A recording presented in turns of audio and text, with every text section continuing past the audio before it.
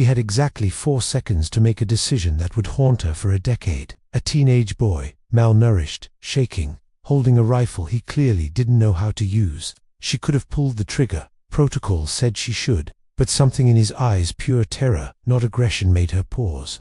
Staff Sergeant Maya Reyes lowered her weapon. She pressed one finger to her lips, and the boy ran. Nobody on her team saw it. Nobody filed a report. Maya told herself it was a moment of weakness. She had no idea she had just changed the course of history, and that 10 years later, that same boy would need her to save his life all over again. The year was 2014. Maya Reyes was 26 years old, a special operations combat diver attached to a classified maritime unit operating in the waters off the Korean peninsula. The mission was a ghost op, no insignia, no official record, no names. They were inserted by submarines 6 miles off the North Korean coastline to retrieve a damaged surveillance drone that had gone dark near a restricted naval installation. Simple recovery, no contact, no complications, except missions never go as planned. On the way back to the extraction point, her team picked up movement along the cliffside. A North Korean border patrol, young conscripts, barely older than high school kids, doing their midnight rounds. Her unit froze. The patrol was close, too close, and then one boy separated from the group, walked straight toward Maya's position, apparently to relieve himself behind a rock. He stepped around that boulder and came face to face with a fully armed American special operator. Both of them stopped breathing.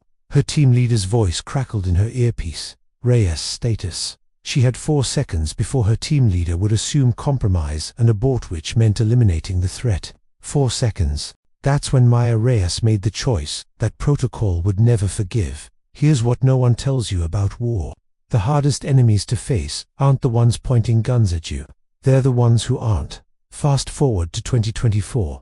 Maya is now a 36-year-old chief warrant officer, decorated, battle-hardened, and quietly assigned to a joint task force coordinating with South Korea's National Intelligence Service, the NIS. She's been out of fieldwork for 2 years, a desk assignment. Safe, quiet, boring.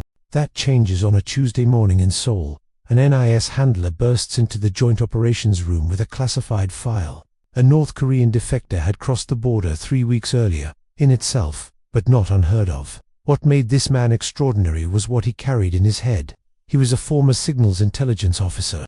He had names, dates, locations, evidence of a North Korean cyber operation that had quietly compromised infrastructure in 3 allied nations. The kind of intelligence that changes geopolitical equations overnight.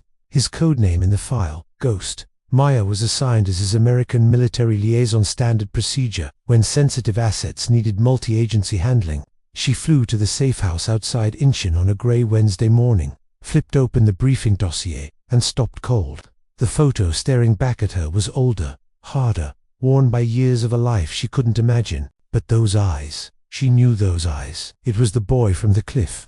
In intelligence work, coincidences are considered dangerous. They're either traps or destiny. Maya Reyes was about to find out which one this was. His name was Yoon Jae-won, 31 years old, former lieutenant in the Korean People's Army Signals Corps. He had spent 6 months planning his defection, every detail calculated, every risk accepted. When Maya walked into the safe house room, he was sitting at a plain metal table, hands folded, completely still. The composure of a man who had survived by showing no emotion. He looked up, and for the first time in years his composure broke. He said 2 words in Korean. The NIS interpreter translated, "It's you." Maya went rigid. Her hand moved instinctively toward her sidearm, a reflex she immediately controlled. Yoon Jae-won raised both hands slowly. Then he said, in halting English clearly practiced, "You did not shoot me. 10 years ago, I did not forget your face." The room went completely silent. The NIS handler looked at Maya. She said nothing, because there was nothing to say. She had never reported that contact, which meant what Yoon Jae-won was describing officially never happened. The liability alone could end her career, but the look on his face wasn't threatening. It was grateful. He told her through the interpreter. He had spent years thinking about that moment. A fully armed American soldier who looked at a frightened, half-starved teenage conscript and chose mercy. He said it was the first time in his life he had been treated as a human being by someone outside his family. He said it was the reason he believed defection was possible, that the world he'd been told was evil might not be. She had changed the trajectory of his entire life with 4 seconds of compassion. But someone else also knew Yan Jae-won had crossed the border, and they weren't sending flowers.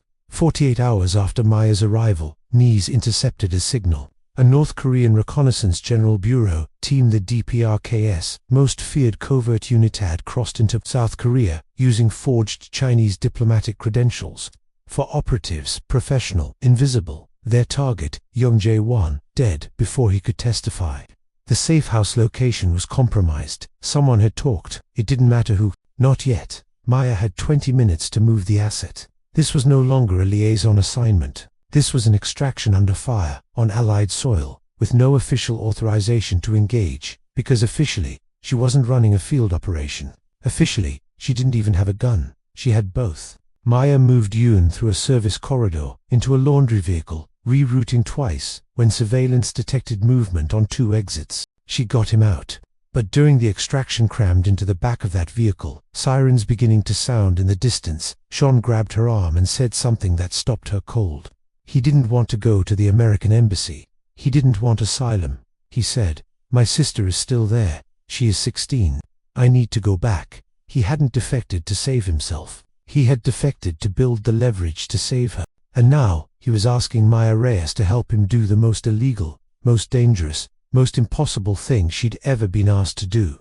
Go back in. Maya Reyes stared at him in the dark of that moving vehicle. Every protocol said no. Every regulation said no. Her career, her freedom, her life said no. But she thought about a cliff in 2014. A terrified teenage boy. 4 seconds. She thought about what it cost her nothing. She thought about what it gave him everything. She keyed her radio, switched it off.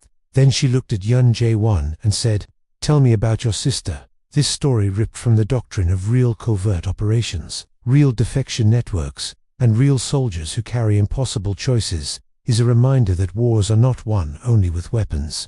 Sometimes, the most powerful weapon a soldier carries is the decision not to fire. Staff Sergeant Maya Reyes didn't save the world that night on the cliff. She just saved one boy. And one boy, given the chance to become a man, changed everything. If this story moved you, you know what to do. Drop a comment. Share it with someone who needs to hear it. And stay with us, because the next story is even harder to believe. And every single word of it is true.